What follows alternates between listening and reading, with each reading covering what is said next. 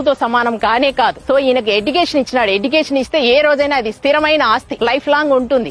అందుకే తను చదువు ఇచ్చాడు. అందరికి చదువుకోమని ప్రతి ఒక్కరికి ఆఫర్ చేస్తున్నాడు. వాళ్ళకి వసతులు ఇస్తున్నాడు, ఎన్నో ఫెసిలిటీస్ ఇస్తున్నాడు. గవర్నమెంట్ స్కూల్లో చదివిన పిల్లలకైనా ట్యాబ్లు ఏమి, బైజూస్ ఏమి, మేం చెప్పించలేదు మా పిల్లలకు బైజూస్, ఇప్పుడు ఆయన చెప్పిస్తున్నాడు. మాకు నిజంగా కడుపులో బాధలేస్తుంది. మేము గవర్నమెంట్ స్కూల్లో మా బిడ్డను చదివించలేదు ఎందుకనేసి. కోవిడ్ గురించి ప్రతి ఒక్కరు భయపడిచ్చినారండి.